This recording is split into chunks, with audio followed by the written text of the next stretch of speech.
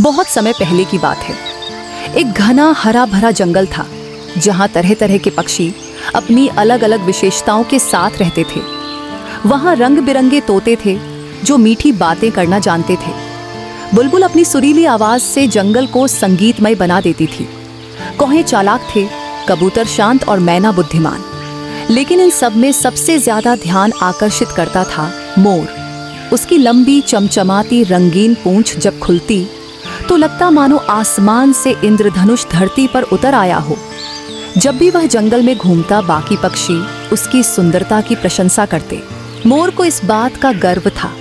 वह अपने पंख फैलाकर इतराता और कहता, इस जंगल में मुझसे सुंदर कोई नहीं। देखो मेरी चमकती पूंछ और आकर्षक चाल, बाकी पक्षी मेरे सामने कुछ भी नहीं। एक दिन मोर जंगल के तालाब के किनारे अपनी छवि निहार रहा था। तभी वहां पास ही बैठी एक छोटी सी चिड़िया ने मुस्कुराते हुए कहा, मोर भाई, सुंदरता पर इतना घमंड ठीक नहीं। हर किसी की अपनी खासियत होती है। मोर हंस पड़ा और बोला, अरे तुम्हारे छोटे भूरे पंख देखकर तो कोई तुम्हें नोटिस भी नहीं करेगा। तुम्हारी शक्ल कितनी साधारण है।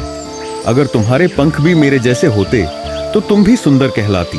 चिड़िया ने शांति से जवाब दिया, मोर भाई, सुंदरता केवल बाहर से नहीं होती।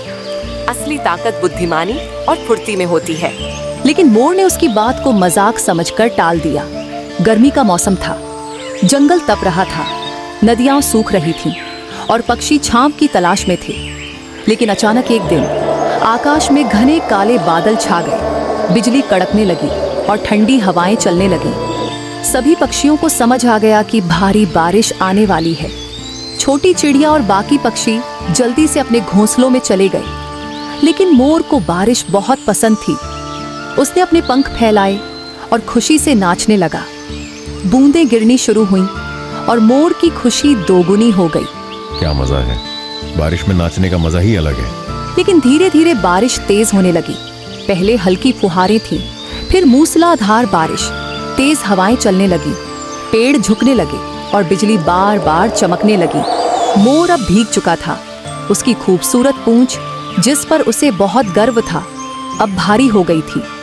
जब उसने उड़ने की कोशिश की तो पाया कि उसके पंख इतने भीग चुके थे कि वह हिल भी नहीं पा रहा था। अरे नहीं, मेरी पूंछ बहुत भारी हो गई है, अब मैं उड़ भी नहीं सकता। हवा तेज हो चुकी थी। एक जोरदार झोंका आया और मोर मुश्किल से अपने पैरों पर खड़ा रह पाया। अब उसे एहसास हुआ कि वह कितनी मुसीबत में फंस गया है। दूसरी ओर छोटी चिड़िया ने पहले ही बारिश से बचने के लिए एक घने पेड़ की ऊंची शाखा ढूंढ ली थी। वहां बैठकर वह आराम से बारिश का आनंद ले रही थी। जब बारिश थमी तो वह नीचे आई और देखा कि मोर कांप रहा था। क्या हुआ मोर भाई? अभी कुछ देर पहले तो तुम अपनी सुंदरता पर घमंड कर रहे थे। चिड़िया ने चुटकी ली। मोर शर्मिंदा हो गया। उसने सिर झुका लिया और कहा, मेरी सुंदरता ने मुझे ही मुसीबत में डाल दिया। अगर मैं उड़ सकता तो किसी सुरक्षित जगह चला जाता। चिड़िया मुस्कुराई और बोली, यही तो मैं कह रही थी। असली ताकत केवल सुंदरता में नहीं बल्कि बुद्धिमानी, चतुराई और फुर्ती में होती है। मैं छोटी हूँ लेकिन अपनी तेजी और होशियारी से किसी भी मुसीबत से बच सकती हूँ। मोर ने पहली बार महसूस किया कि वह गलत था। सुंदरता बेकार थी अगर वह उसे संकट से न बचा सके। उस दिन के बाद से मोर में बड़ा बदलाव आ गया। उसने घमंड करना छोड़ दिया और बाकी पक्षियों से प्रेम और सम्मान से बात करने लगा। अब वह छोटे पक्षियों का मजाक उड़ाने की बजाय उनकी मदद करता।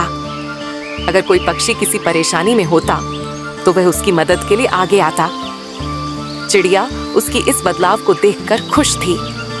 अब मोर केवल सुंदर ही नहीं, समझदार भी बन गया था। शिक्षा: घमंड हमेशा नुकसान पहुंचाता है। सच्ची ताकत केवल सुंदरता में नहीं बल्कि समझदारी और फुर्ती में होती है। हर किसी की अपनी खासियत होती है, किसी को कम मत समझो।